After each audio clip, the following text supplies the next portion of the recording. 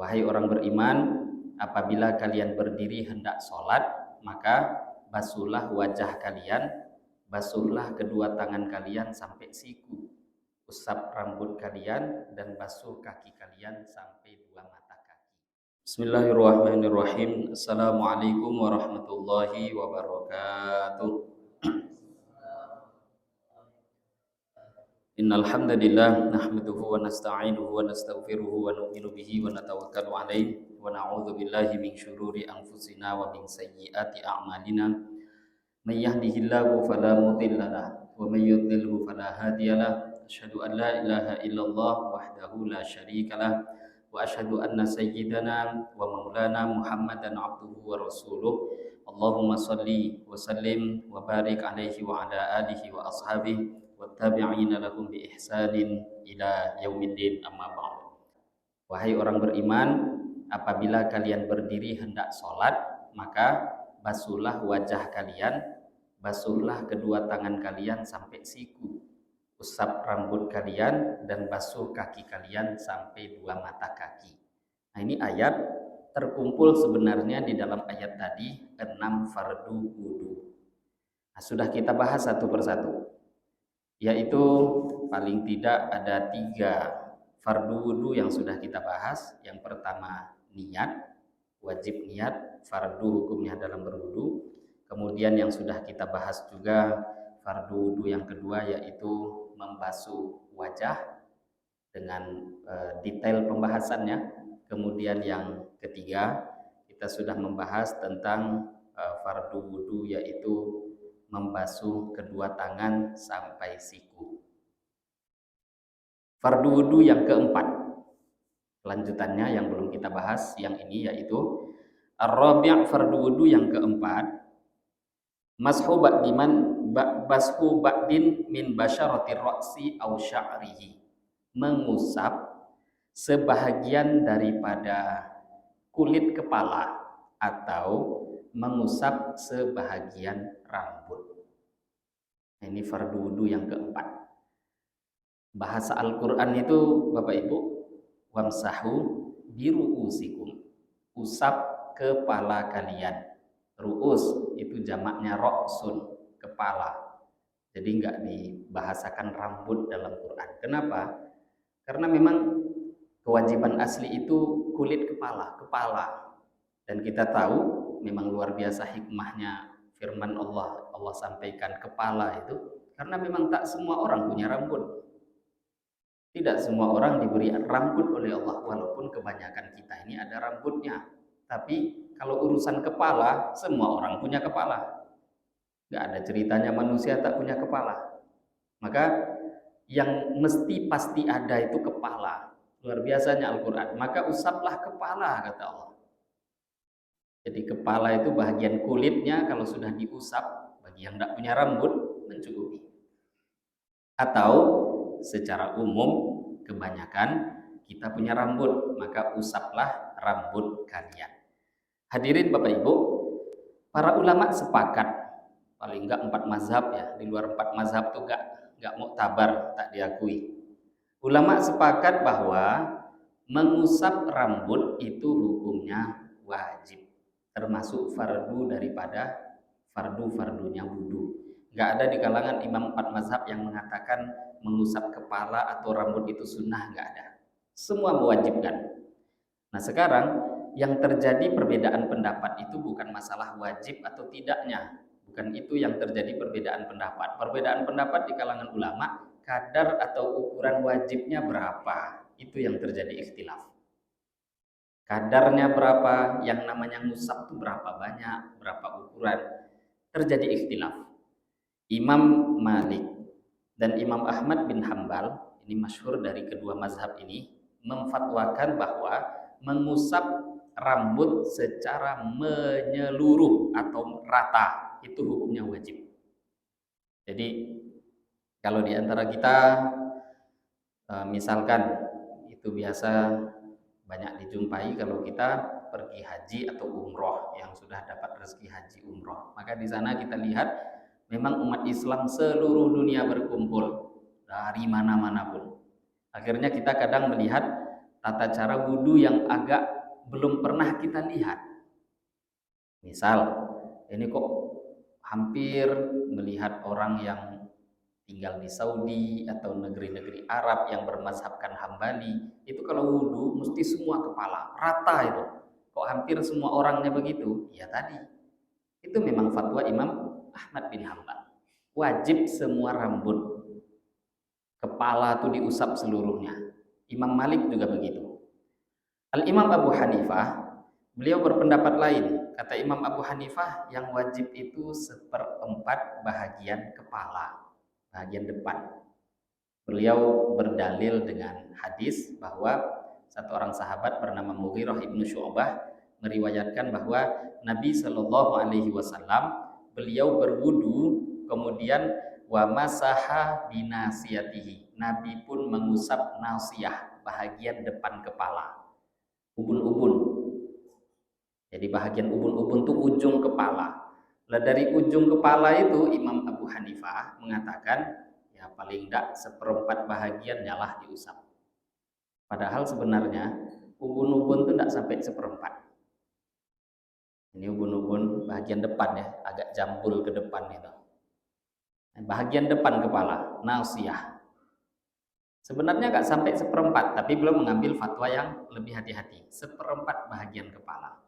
Al-Imam Asy-Syafi'i, beliau berpendapat lain lagi.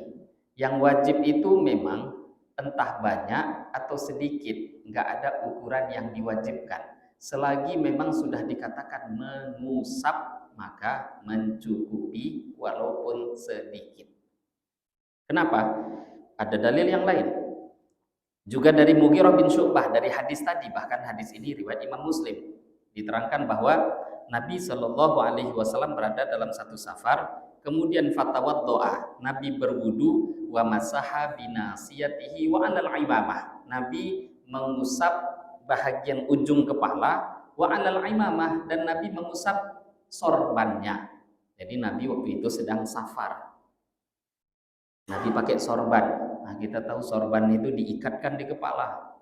Bukan sorban itu yang cuma dipakaikan seperti orang Saudi, itu namanya bukan mengikatkan ke sorban, itu gampang dibuka. Lah kalau sudah diikatkan di kepala, Nabi nggak lepaskan untuk wudhu.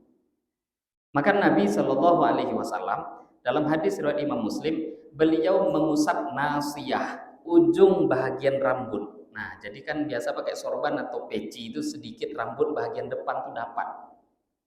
Dalam hadis itu jelas bahagian ujung rambut diusap, dan Nabi lanjutkan mengusap imamah, sorbannya. Maka dari sini kata Imam Syafi'i, ayat Quran umum bahwa usap rambut kalian, usap kepala kalian. Allah tak sebut berapa kadar ukurannya. Akhirnya ulama ikhtilaf, ada yang mengatakan seluruhnya, ada yang mengatakan 1/4. Maka Imam Syafi'i berpendapat mengatakan lain, tidak, enggak wajib seluruhnya. Bagaimana bisa diwajibkan seluruhnya? Hadis riwayat sahih tadi menerangkan bahwa Nabi pakai sorban, sorban tak dilepaskan. Dan Imam Ahmad pun mengakui hadis ini, yang mana tadi kita tahu Imam Ahmad mengatakan bahwa wajib menyeluruh mengusap. Tapi kata Imam Ahmad dalam rincian fatwanya, kalau pakai sorban boleh mengusap sorban tanpa dilepas. Tapi ini hanya bagi yang pakai sorban, kata Imam Ahmad. Nah, jadi beliau pakai hadis itu juga. Cuma kan membingungkan ini. Berarti kan aslinya nggak wajib. Nah dari sini, inilah dalil yang terkuat. Ini Bapak Ibu kita harus pahami, ditekankan kembali, yang digarisbawahi pembahasannya batasan mana yang wajib. Maka Imam Syafi'i beliau mengatakan, selagi sudah mengusap walaupun sebahagian, entah 3 helai sekalipun, tapi bahasa 3 helai itu nggak ada dari Imam Syafi'i, walaupun sedikit mencukupi. Sama dengan kita, nah, karena Allah katakan usaplah. Kalau kepala kita disenggol orang dengan 5 jari, itu nyenggol namanya kan? Ya, diusap namanya. Ya. Kalau disenggol dengan 1 jari diusap enggak namanya? Usap juga. Jadi secara bahasa, walaupun 1 jari megang kepala, maka orang akan mengatakan kepala saya diusap. Jadi dari segi bahasa, ngusap walaupun 1 jari itu sudah mendapatkan hukum yang sama dari bahasa itu tadi. Maka dari segi bahasa, dari segi dalil, Imam Syafi'i tadi sudah menyampaikan ketika Nabi pakai sorban saja, sorban tidak dibuka, menunjukkan bahwa tidak wajib mengusap seluruh kepala. Nabi hanya mengusap bagian depan, nasiyah. Dan kita tahu bagian depan nasiyah itu tidak sampai seperempat bagian kepala. Maka ukuran yang wajib itu tak ada jelas dalam hadis, itu yang digunakan dalam fatwa al-Imam Asy-Syafi'i rahimahullah ta'ala. Tapi ini yang wajib tadi. Yang sunnah itu sepakat semua ulama mengatakan mengusap seluruh rambut itu sunnah. Nah, jadi bukan berarti kita cuma ngamalkan 3 helai, senggol sedikit, ya itu dia cuma ngamalkan wajib. Kalau cuma itu saja seumur hidup, berarti dia nggak pernah ngamalkan sunnah seumur hidupnya. Sama kayak macam orang sholat. Yang wajib ketika sholat nutup aurat. Nutup aurat yang minimal wajib ada bagi laki-laki, tutup pusar sampai lutut. Tapi kalau ada orang sholat seumur hidup macam itu, berarti kan tidak pernah dia beramal sunnah dalam berpakaian. Sholat tidak pakai baju, sholat apa itu? Nah kalau seumur hidup cuma ngusap-ngusap sedikit aja rambut, ya berarti nggak pernah ngamalkan sunnah. Sunnahnya mengusap rambut adalah usaplah seluruh rambut kita, itu sunnah. Nah kemudian batasan rambut yang wajib itu Bapak Ibu, walau ba'da sya'ratin wa syartu sya'ri ladzi yasihul mashu alaih, syarat rambut yang dikatakan sah untuk diusap alla yakhruja bil mati an hadir ra'si min jihati nuzulihi, yaitu rambut yang tidak keluar dari batas kepala ketika rambut itu terurai. Nah, rambut ini kan secara umum yang ada di kepala kita ini, tapi kan juga tak dipungkiri rambut yang terurai keluar dari kepala kan juga dikatakan rambut. Nah, dalam urusan wudu, rambut yang dikatakan sah untuk diusap itu yang masih dalam batasan kepala ketika terurai. Kalau rambutnya sampai di pundak, atau perempuan sampai ke bawah, sampai ke dada. Nah, laki-laki kan juga ada rambut sepanjang itu. Tahu-tahu diambilnya air, diusapnya rambut yang ada di dada itu. Nggak sah. Nah, itu kan ngusap rambut. Iya, tapi bahasa Quran aslinya kepala. Kalaupun rambut yang ada di batasan kepala. Nah ini yang perlu diperhatikan. Jadi yang bagi rambutnya panjang, terutama perempuan ataupun laki-laki yang juga ada panjang mungkin, maka kalau dia mengusap bagian rambut yang sudah melewati batas kepala, sampai pula ke pundak, sampai di bagian dada, kok cuma itu yang diusap, tidak mencukupi. Yang kelima, kewajiban fardu wudu yang kelima adalah membasuh kedua kaki sampai mata kaki. Nah ini fardunya wudu. Nanti bagian kanan dulu atau kiri, pembahasan setelahnya dalam bab sunnah wudu. Tapi yang wajib kaki sampai mata kaki. Mata kaki walaupun hanya sebahagian dia usap sudah mencukupi. Jadi tak wajib semua. Ini pembahasan wajib ya, tapi sunnah basuh semua mata kaki. Bahkan nanti dalam pembahasan sunnah naikkan sampai ke bahagian setengah betis. Karena nanti di akhirat Allah Subhanahu wa taala akan berikan di antara ciri-ciri kita umat Nabi Muhammad sallallahu alaihi wasallam, tandanya nanti akan ada nur dari bekas-bekas air wudu mereka. Maka kata Nabi, kata Abu Hurairah, aku suka, kata Abu Hurairah, nanti di akhirat nur cahayaku itu menjadi panjang sehingga aku memanjangkan bahagian membasuh anggota wudu. Ya kalau cuma sampai mata kaki ya segitulah nurnya. Dilebihkan lebih lagi nurnya. Ini amal daripada sahabat Abu Hurairah. Ini kewajiban fardu wudu yang kelima. Yang terakhir, fardu wudu yang terakhir adalah tertib. Tertib itu maknanya berurutan. Jadi yang wajib-wajib tadi harus urut. Wajah dulu, tangan, kepala, kaki. Wajib urutan itu. Nggak boleh dibalik satupun. Kalau ada yang mendahulukan tangan dulu baru wajah, nggak sah wudunya. Walaupun yang lainnya setelah itu berurutan. Kok ada kaki dulu baru tangan, nggak sah. Jadi berurutan wajib. Kenapa? Ayat itu memang menunjukkan berurutan. Maka wajib untuk berwudu dengan berurutan. Lah hadirin, terakhir sebelum kita tutup, kalau ditanyakan apakah ada wudu yang tidak disyaratkan berurutan atau orang yang wudunya tidak berurutan tapi sah? Ada. yaitu wudunya orang yang sambil menyelam. Inrimas ya, menyelam itu definisi dengan definisi benar seketika seluruh tubuhnya seseorang berada di bawah air dalam satu waktu, itu namanya nyelam. Tapi kalau sebahagian di atas, sebahagian di bawah itu bukan nyelam, itu namanya berendam. Nah ini nyelam ya. Menyelam ketika dia berniat berwudu dengan menyelam, walaupun menyelam hanya sesaat, 1 detik, 2 detik, masuk selagi berada di bawah air dalam satu waktu, dia tidak diwajibkan wudunya berurutan. Lah menggosok-gosok itu kan sunnah. Jadi kalau ada orang di kolam renang atau di laut atau di sungai sedang berenang, mau berwudu, mau praktekkan ini, ada yang nggak wajib tertib, yaitu menyelam, masuk ke dalam, langsung niat wudu selagi berada di bawah air dalam satu waktu, maka wudunya sah. Nah itu contoh wudu yang tidak wajib tertib, tapi ini hanya menunaikan fardunya. Kalau ditanya apakah itu wudu sunnah, ya enggak. Sunnah wudu kan ada kumur-kumur, ada macam-macam lagi. Nah itu tidak tertunaikan dengan cara wudu menyelam. Sebahagian ulama menambahkan, wudu yang tidak wajib tertib adalah ketika seseorang mandi wajib. Tapi ini bukan bab wudu, cuma karena ada kaitan dengan wudu. Siapa yang mandi wajib, maka selesai dia mandi wajib langsung dihitung ada wudunya. Kenapa? Siapa yang menghilangkan hadas besar, hadas kecil ikut menjadi hilang. Ini sebenarnya bukan bab wudu, ini cuma kaidah. Siapa yang menghilangkan hadas besar, hadas kecilnya hilang. Nah kita tahu namanya wudu itu, mandi itu urutannya kan nggak ada. Mau dari kaki dulu bisa, tangan dulu bisa, kepala dulu bisa. Sunnahnya ada, sunnahnya mandi dari mana ada, tapi wajibnya mandi tak ada. Dari manapun dia memulai sah. Nah ketika selesai seseorang mandi wajib, maka langsung dihitung ada wudu. Tapi ada syarat yang perlu diperhatikan, selagi di tengah-tengah wudu tidak mengerjakan perkara yang membatalkan wudu. Di antaranya tidak buang angin, tidak nyentuh kemaluan. Menyentuh kemaluan batal wudu. Nah ini nanti bab lain, berarti dia sudah batal wudunya di tengah-tengah itu.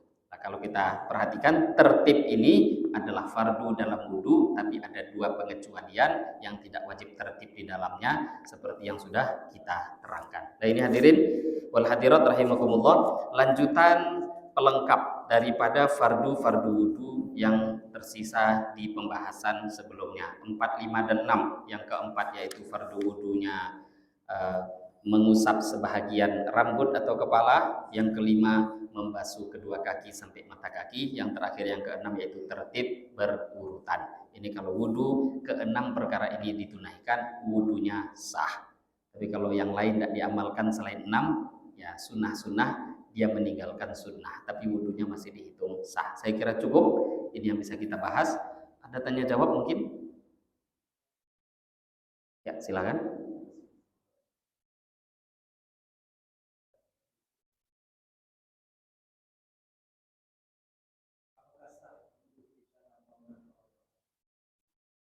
Berwudu tidak menutup aurat apakah sah? Sah, tapi tidak sunnah.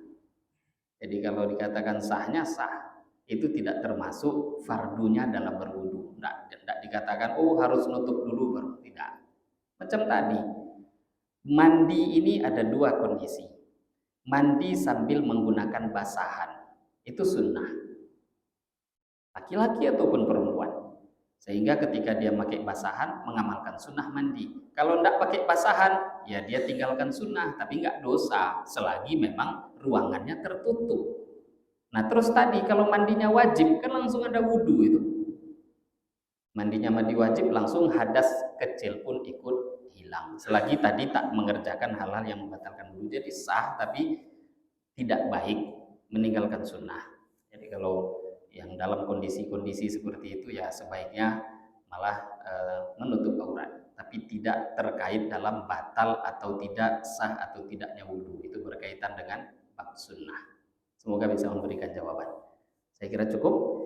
Ada yang mau bertanya lagi? Demikian mungkin yang bisa kita bahas pada siang hari ini. Lebih kurangnya mohon maaf. Mari kita tutup dengan doa kafarah majelis. Subhanakallahumma wa bihamdika asyhadu an la ilaha illa anta astaghfiruka wa atubu ilaik.